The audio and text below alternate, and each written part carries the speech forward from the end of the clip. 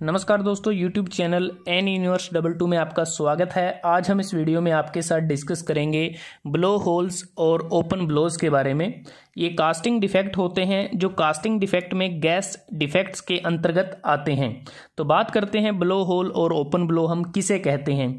ये एक प्रकार से स्फेरिकल, फ्लैटन्ड और इलोंगेटेड कैविटीज या होल्स होते हैं जो कास्टिंग के अंदर और कास्टिंग के सरफेस पर हो सकते हैं।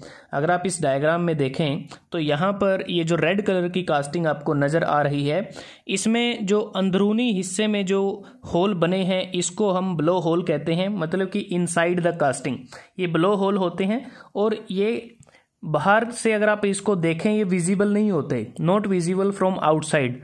और मेनली अगर हम बात करें कि जो ब्लो होल है एक ऐसा कैविटी डिफेक्ट है जिसको हम दो प्रकार से इसको कैटेगराइज कर सकते हैं। एक होता है पिन होल और दूसरा होता है subsurface blow hole. Pin hole बहुत ही वेरी टीनी होल होते हैं जिसको हम हमारी नेक्स्ट वीडियो में डिस्कस करेंगे। और जो सब सरफेस ब्लो होल होते हैं वो जो कास्टिंग होती है उसकी मशीनिंग करने के बाद हमें वो नज़र आते हैं।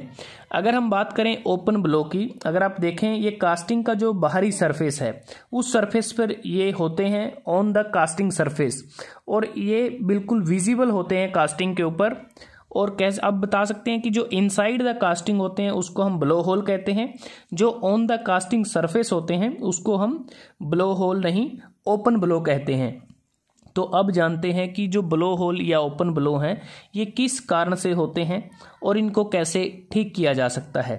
सबसे पहला जो कारण रहता है वो होता है कि जो मोल्ड या कोर होता है उसमें ज़्यादा अमाउंट में मॉइस्चर का होना, क्योंकि जो मॉइस्चर है वह मोल्टन मेटल की हीट के कारण मॉइस्चर स्टीम में कन्वर्ट हो जाता है। और जब स्टीम का कुछ पार्ट कास्टिंग में इंट्रैप्ट हो, मतलब कि कास्टिंग में फंस जाता है, तो ब्लो होल बनते हैं। और जब यह सरफेस पर पहुंचती है तो ओपन ब्लो बन जाते हैं। उसके बाद कारण होता है कि मोल्ड की जो परमेबिलिटी है वो कम होती है, क्योंकि जो परमेबिलिटी कम होने का कारण है कि एक तो ज़्यादा मॉइस्चर का होना, दूसरा सैंड के जो ग्रेन साइज होते हैं वो फाइन होते हैं, या फिर ज़्यादा अमाउंट में क्ले का यूज़ करें तब भी हो सकता है।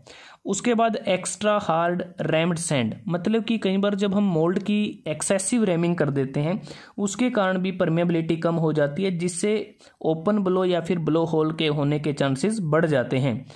अगर हम कुछ रस्टेड या डैम्प चिल्स या चैपलेट या मेटल इंसर्ट का यूज़ करें तब भी ये डिफेक्ट कास्टिंग में आ सकता है। और जब सैंड का टेम्परेचर ज़्यादा होता है यह भी एक कारण है। और ज़्यादा मात्रा में बाइंडर्स का यूज़ करना, जब हम बेंटोनाइट नामक जो बाइंडर होता है उसकी कंटेंट को ज़्यादा कर देते हैं तब भी यह डिफेक्ट कास्टिंग में होने के चांसेस होते हैं। अगर हम कोर को प्रॉपरली बेक ना करें या उसको एडिक्वेटली वेंट ना करें तब भी यह समस्या आ सकती है।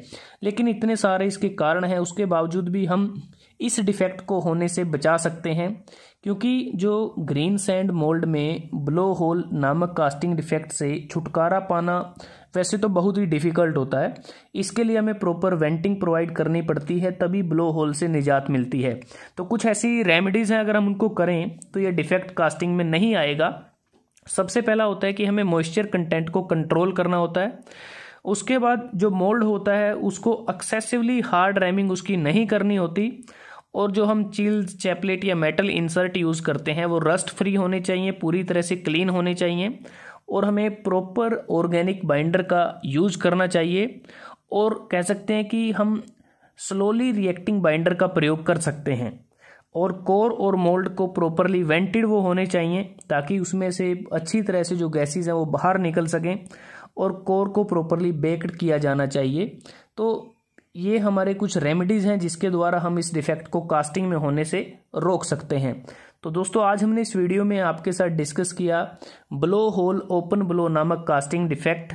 अगर आपको ये वीडियो अच्छा लगा आप इसको लाइक कर सकते हैं, शेयर कर सकते हैं अपने दोस्तों के साथ, स्टूडेंट्स के साथ। और एन यूनिवर्स 22 को सब्सक्राइब करना ना भूलें। जल्दी हाजिर होते हैं एक नए वीडियो के साथ। तब तक के लिए धन्यवाद। आपका दिन शुभ रहे।